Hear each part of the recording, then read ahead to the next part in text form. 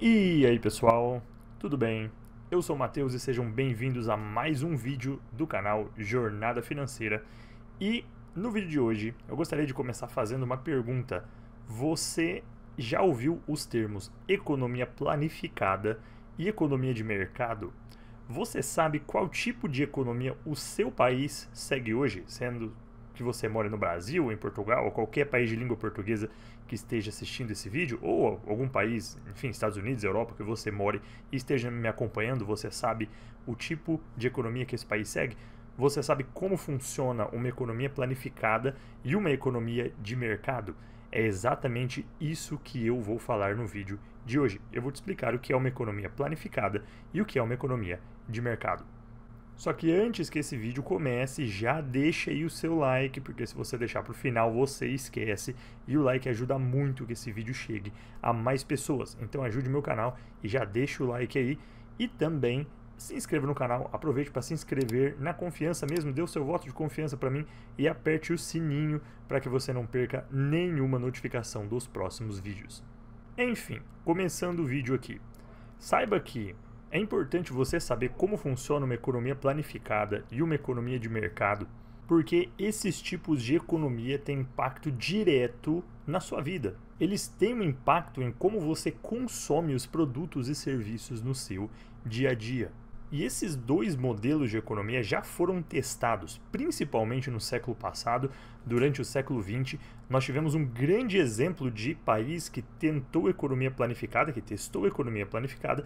Nós tivemos vários exemplos de países que testaram economias de mercado, sendo que uma delas se mostrou bem mais eficiente e sobrevive até hoje. Então, devido a esses tipos de economia terem impacto direto na sua vida, sobre como você vive, consome seus produtos e serviços no dia a dia, eles são muito importantes e é muito importante que você entenda e saiba identificar como esses dois tipos de economia funcionam. Então vamos lá, vamos entender como funciona. Eu fiz esqueminhas aqui para vocês, eu tenho duas imagens aqui, uma falando de economia planificada e outra falando de economia de mercado, e trouxe alguns exemplos além desses. Iniciaremos então com a economia planificada. Atenção na primeira imagem, que eu vou explicar para vocês como uma economia planificada funciona. Então, olhando para essa primeira imagem, o que nós podemos perceber? Vamos dar uma olhada aqui, começando da onde eu escrevi Estado e coloquei aí um prédio representando uma sede de governo.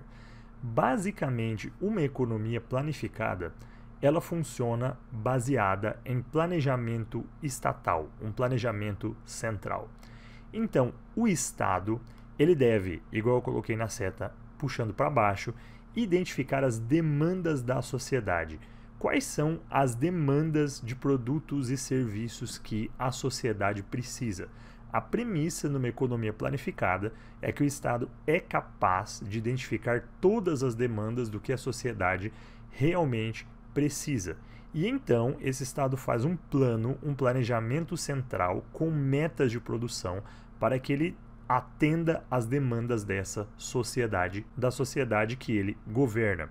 Então, uma vez que o Estado identifica essas demandas, ele vai organizar a produção. A produção de quê? A produção dos bens que a sociedade precisa e o oferecimento de serviços que essa sociedade precisa. Então, como vocês veem aí, puxei uma flecha do Estado fazendo o planejamento central que guia a produção e, por fim, os bens e serviços vão ser oferecidos à sociedade para que a sociedade consuma esses bens e esses serviços oferecidos pelo Estado, produzidos de acordo com o planejamento central, após ele ter identificado as demandas da sociedade.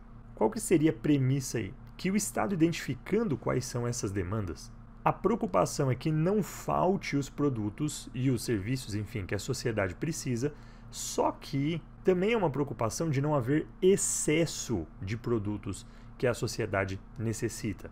E como é o Estado que planeja tudo e o Estado que guia e que faz essa produção, teoricamente, de acordo exatamente com o que a sociedade precisa, os preços não vão variar conforme a oferta e a demanda. Lembrando que quanto maior oferta de um produto e menos demanda, os preços vão cair, porque a oferta é maior que a demanda. E o contrário é verdadeiro. Quanto maior a demanda por um produto e menor a oferta, os preços vão subir, porque a demanda é maior que a oferta. Numa economia planificada, isso não acontece. Os preços não vão variar conforme oferta e demanda, permanecendo estáveis. Uma outra característica é que em uma economia planificada não há empresas privadas. O setor privado não existe, ou se existe, ele é muito limitado. O Estado não só planeja, ele não só identifica as demandas e faz o planejamento central, mas é o próprio Estado que que realiza essa produção. Então, desde um alfinete, desde um pão até, sei lá, um carro, uma televisão, desde o menor produto até o maior produto, passando por todos os produtos, no meio disso, é o Estado que vai fazer a produção. Todas as empresas serão estatais, administradas e tocadas pelo Estado e por funcionários do Estado. É assim que funciona uma economia planificada. Além disso, o mercado de trabalho numa economia planificada também é diferente. O Estado vai fazer um cálculo de quantos empregos essa sociedade necessita, e se caso faltar algum emprego e as pessoas ficarem desempregadas, então essas pessoas desempregadas ganhariam uma assistência do governo até que surjam aí novos empregos, até que façam-se novos empregos também pelo Estado, em que essas pessoas vão trabalhar aí para que possam ficar empregadas. Então é basicamente assim que funciona uma economia planificada. E acredito que já deu para você perceber que provavelmente aí onde você mora, eu tenho certeza que onde você mora, não é esse tipo de economia que é adotada. Aí você me pergunta, esse tipo de economia, a economia planificada, ela já foi testada em algum lugar? E eu respondo, sim. O país mais famoso que testou a economia planificada até hoje é um país que não existe mais, enfim, ele existiu durante boa parte do século XX, e o nome era União Soviética. A União das Repúblicas Socialistas Soviéticas funcionava como uma economia planificada. E nós sabemos que a União Soviética não existe mais.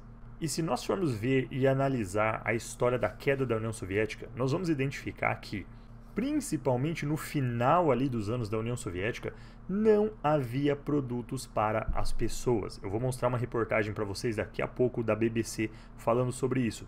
E esse é um dos problemas da economia planificada. Por quê? Porque uma das premissas dela é que o Estado vai saber quais são as demandas e o Estado vai dar conta de produzir essas demandas da sociedade. Se você acredita nisso, você está dizendo que o Estado vai saber de uma grande cidade quais são todas as demandas das pessoas ali, mas também vai saber quais são as demandas das pessoas numa cidade muito pequena, isolada, no interior, no meio do nada. O Estado tem que dar conta de identificar essas demandas e planejar certinho essas produções, assim como alocar esses recursos eficientemente dentro do seu país, enfim, do seu território, para suprir todas essas demandas. Na teoria pode parecer algo bom, na teoria pode parecer algo que funciona, afinal existe uma mente por trás de toda a economia guiando ela com uma mão forte, mas na prática não é isso que acontece. É muito difícil que você identifique todas as demandas de uma sociedade, sendo que você é o responsável por produzir tudo e alocar todos esses recursos para que a sociedade receba os produtos e os serviços, enfim, que você oferece. E nós não precisamos testar de novo, nós já temos exemplos passados desse tipo de economia, e eu vou mostrar para vocês agora a reportagem da BBC falando sobre o fim da União Soviética.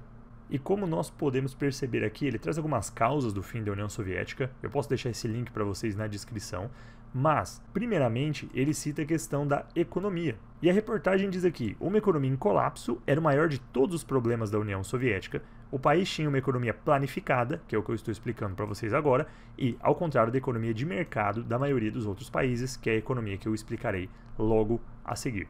E como eu disse, ele confirma que na URSS, que é a União das Repúblicas Socialistas Soviéticas, caso você não saiba, o Estado decidia quanto iria produzir em cada setor. Então, como exemplo, quantos carros ou pares de sapatos ou pães, por exemplo. Como eu falei para vocês, tudo isso era de responsabilidade do Estado produzir, não existia iniciativa privada produzindo as coisas. E o Estado também decidia o quanto esses produtos cada cidadão precisava, quanto tudo deveria custar e quanto deveria ser pago às pessoas.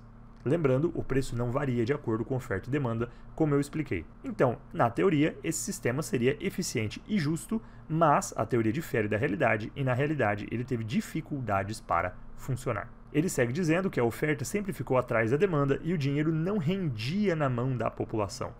Se você descer um pouquinho mais, ele vai estar dizendo que, Para comprar um carro, era preciso ficar anos na lista de espera, porque o Estado não dava conta, e para comprar um casaco ou um par de botas de inverno, muitas vezes, era preciso ficar por horas na frente das lojas. Diz que na União Soviética as pessoas não falavam em comprar algo, mas em conseguir algo. E você percebe que isso é porque o Estado não dava conta da demanda. E o que piorou ainda mais a situação foram os gastos com a exploração espacial e a corrida armamentista entre a União Soviética e os Estados Unidos, que começou no final dos anos 50. Nós sabemos que a União Soviética focou muito na defesa e também na corrida espacial. Eles conseguiram colocar, por exemplo, o primeiro homem no espaço. Eles tinham um grande arsenal nuclear, eles gastavam muito com a defesa, e isso fez com que as outras demandas da sociedade não fossem atendidas, o que é um outro problema de uma economia planificada, em que o Estado vai focar exatamente. Você pode focar muito em uma coisa e não dar conta de atender as demandas das outras coisas. E esses seriam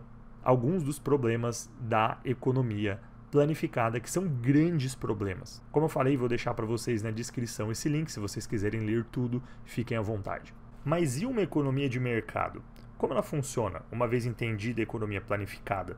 Passemos então para a economia de mercado, vamos acompanhar a segunda imagem para nós compararmos e vermos qual seria a economia mais eficiente. E a premissa básica então de uma economia de mercado é que a economia de mercado vai obedecer às leis da oferta e da demanda. Então, relembrando, como eu já disse, se a oferta for maior do que a demanda, os preços cairão. E se a demanda for maior do que a oferta, os preços aumentarão, eles vão subir. Isso é completamente ignorado em uma economia planificada, mas é a base de uma economia de mercado. Numa economia de mercado, o Estado não tem participação ou tem uma participação mínima. Gente, eu não estou dizendo que o Estado não vai participar em absolutamente nada. Isso é muito difícil de acontecer em todos os países. Não existe uma economia em nenhum lugar 100% de mercado. O Estado sempre participa de alguma forma, ou com alguma empresa estatal, ou com alguma regulação do mercado. Mas isso não anula essa premissa básica da economia de mercado que eu vou citar para vocês. Numa economia de mercado, o Estado não vai se encarregar de tudo, ele não vai fazer um planejamento central para a economia. Muito pelo contrário, as pessoas, dentro de uma economia de mercado, são livres para empreender, eles são livres para criar soluções e para produzir as coisas, os bens e os serviços. Então, numa economia de mercado, a oferta e demanda vai dar sinais. E isso acontece através dos preços. Os preços dão sinais. Se o preço de algo é muito alto, isso pode significar que existe muita demanda e pouca oferta, e dá um sinal falando, opa, é necessário produzir isso aqui. E se o preço for muito baixo, isso pode significar que há um excesso de oferta e que é necessário que você reduza a produção de alguma coisa. E quem faz essa produção? É a livre iniciativa. Ou seja, o que é livre iniciativa? Qualquer um pode simplesmente decidir abrir uma empresa e produzir alguma coisa, ou oferecer algum serviço. Eu posso fazer isso, você pode fazer isso, qualquer pessoa pode fazer isso. Ninguém é proibido de fazer, o Estado não proíbe ninguém de fazer nada. Então, pessoas diferentes, empresas diferentes são completamente livres, olhando os sinais da oferta e da demanda para fazer essa produção. Várias empresas diferentes vão produzir os bens necessários e vão oferecer os serviços que a sociedade precisa. Ou seja, numa economia de mercado há concorrência, as empresas também concorrem entre si, elas não apenas produzem, mas elas concorrem entre si. E no final, esses bens e serviços produzidos vão ser oferecidos à sociedade. E a sociedade vai comprar esses produtos, vai consumir esses bens, esses serviços, e os preços desses bens e desses serviços vão variar conforme as leis da oferta e da demanda. E assim a economia gira. Em uma economia de mercado, o lucro é visado. A preocupação principal é o lucro. Para eu dar um exemplo simples, mas que demonstra muito bem como funciona essa questão. Imagine uma cidade muito pequena e o preço do pão está nas alturas naquela cidade. Aí você me pergunta, por que o preço está nas alturas? Porque existe demanda por esse produto, nesse exemplo, o pão, mas não há produção de pão o suficiente. Então, uma pessoa percebe isso. E como uma economia de mercado ela funciona com base na livre iniciativa, ou seja, não é o Estado que vai se encarregar de fazer essa produção de pão, são as pessoas dentro da sociedade que podem fazer isso. A pessoa que identifica, não estão produzindo pão o suficiente, o que ela pode fazer? Ela pode ir lá e abrir uma padaria e se encarregar dessa produção de pão. Então, aumenta-se a produção de pão naquela cidade e diminui-se o preço, justamente porque a oferta aumentou. Só que aí você me pergunta, por que o preço diminuirá? Só porque a oferta aumentou, não existe a possibilidade desta pessoa que abriu a padaria colocar o preço que ela quer nesse pão? Existe se for um monopólio, ou seja, se só uma pessoa produzir. Mas preste atenção nesse exemplo.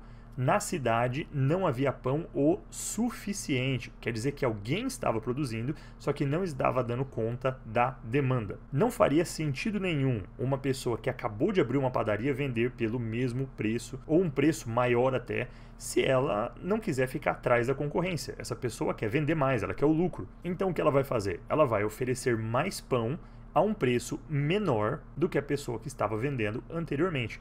Aumentou-se a oferta, criou-se concorrência, criou-se mais opções para que as pessoas comprassem o pão e o preço então caiu. Agora eu pergunto, em uma economia planificada, isso aconteceria? Provavelmente não, porque preste atenção, no exemplo eu disse que é uma cidade pequena do interior. Talvez essa informação nem chegasse nos ouvidos dos planejadores centrais, que está faltando pão naquela pequena cidade. Em uma economia de mercado, as pessoas dentro daquela cidade se encarregaram de fazer aquela produção.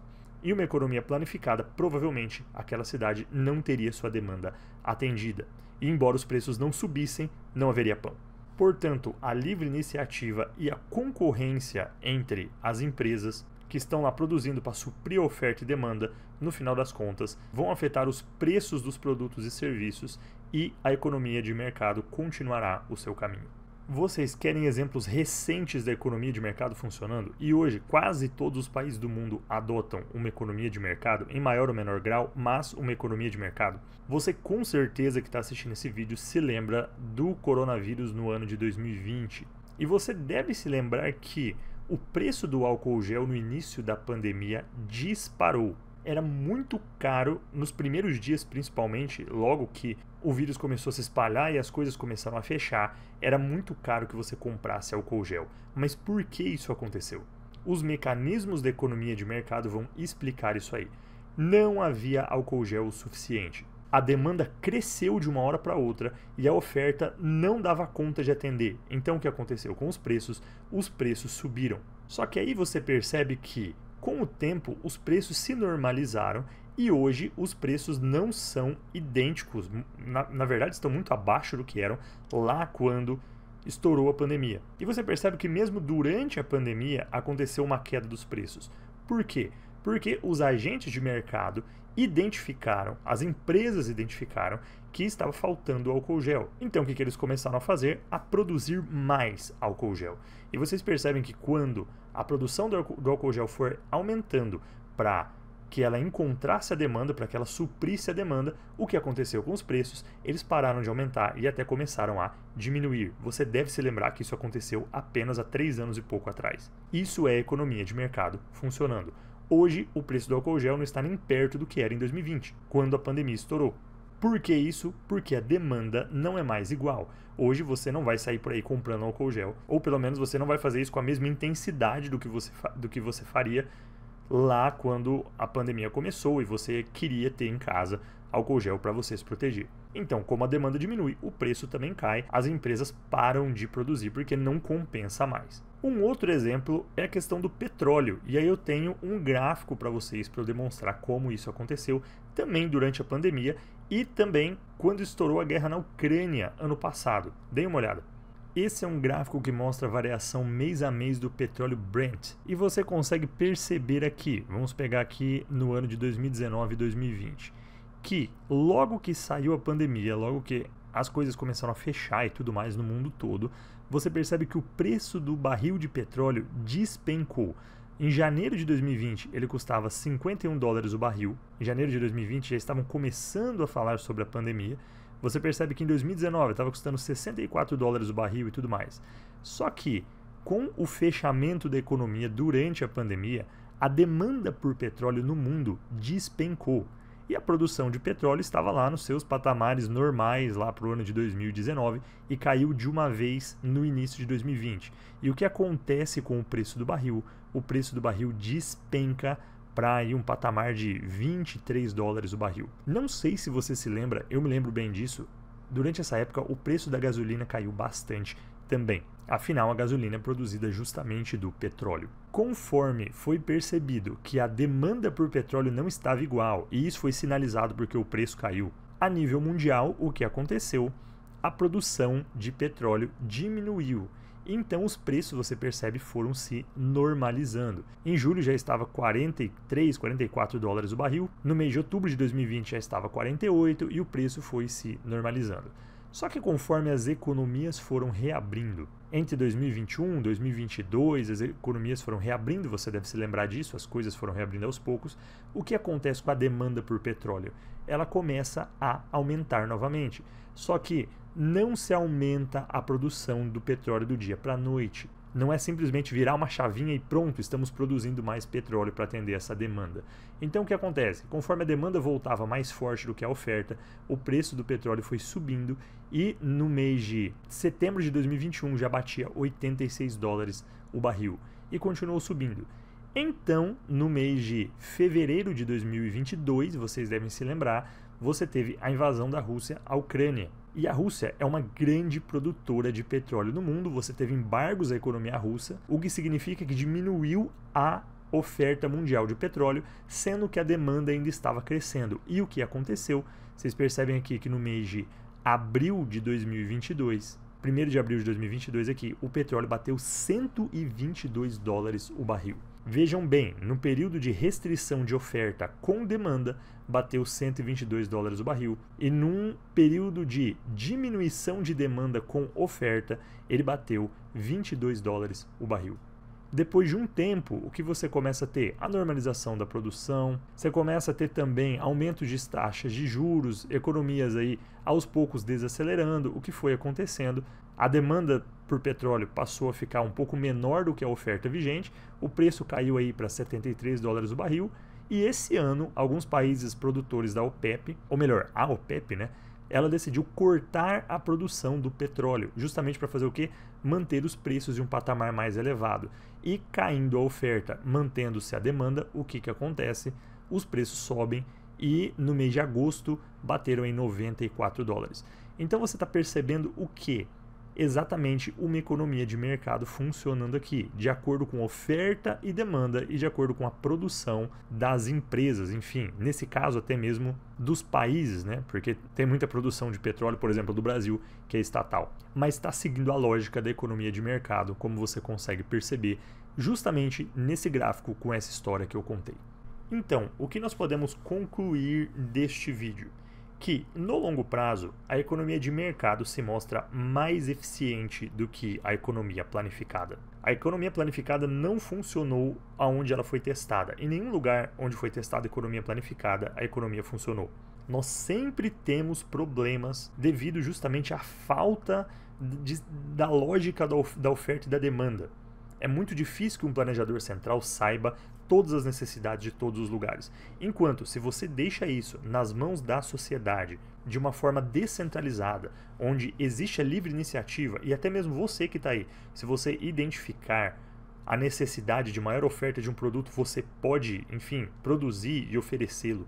Juntando isso com a concorrência de várias pessoas fazendo isso ao mesmo tempo, então você tem uma chance muito maior, na verdade você tem quase uma certeza de que essas demandas vão conseguir com o tempo a ser supridas e os preços então se normalizarão. É importante também você saber, como eu falei algumas vezes, que o preço indica o que provavelmente está faltando em algum lugar ou o que está sendo produzido em excesso. Então, de acordo com as evidências e os testes feitos com a economia de mercado e economia planificada aí ao longo do século XX, nós podemos ver que a economia de mercado é a economia mais eficiente. Perfeita? Não, só que mais eficiente. Além disso, a economia de mercado abre mais espaço para inovação, porque como você tem várias empresas concorrendo entre si, elas muitas vezes vão investir em tecnologia para que elas melhorem os seus processos produtivos, para que elas melhorem os seus produtos e até mesmo criem produtos e soluções novas para atender as demandas da sociedade. E isso ajuda em nosso desenvolvimento tecnológico e na nossa inovação. É só você acompanhar mercados como, por exemplo, o mercado de computadores, o mercado de celulares, que você vai perceber como a inovação ajuda a melhorar nossa tecnologia e nossa vida no dia a dia, e isso é graças à economia de mercado. Porque se não houvesse concorrência, com certeza as empresas se acomodariam e isso não aconteceria. As inovações ficariam para trás, elas seriam bem atrasadas. Em uma economia planificada, você não vê tanta inovação assim, porque afinal, como é um Estado que produz tudo, não existe concorrência. É muito mais difícil que surjam inovações. Já uma economia de mercado, ela consegue inovar muito mais e consegue entregar com o tempo soluções melhores para nós. Então é isso, espero que vocês tenham gostado do vídeo, espero que eu tenha esclarecido um pouco mais para vocês como funciona a economia de mercado e como funciona uma economia planificada, assim como também as consequências de cada uma para nós, para nossa sociedade hoje. Gostou do vídeo? Foi útil para você? Inscreva-se no canal, aperte o sininho para que você não perca nenhuma notificação dos próximos vídeos que eu vou postar. Também me siga no Instagram, vai estar aparecendo aqui embaixo que lá eu também posto conteúdos que serão úteis para a sua vida financeira. E não se esqueça de entrar na comunidade do canal, o que eu faço lá. Lá eu posto vídeos pequenos, curtos, todos os dias, com dicas interessantes e práticas para a sua vida financeira. Para você entrar, basta você enviar uma mensagem para o link que está na descrição, logo abaixo da onde eu descrevo o conteúdo do vídeo. Envia para lá um print mostrando que você está inscrito no canal e eu te coloco na comunidade, no WhatsApp, e você vai receber vídeos todos os dias. Então é isso aí, espero que vocês tenham gostado do vídeo de hoje, que ele tenha sido útil para vocês entenderem como funcionam esses dois tipos de economia e entender o seu mundo um pouco melhor. Vou ficando por aqui e vejo vocês no próximo vídeo. Até lá!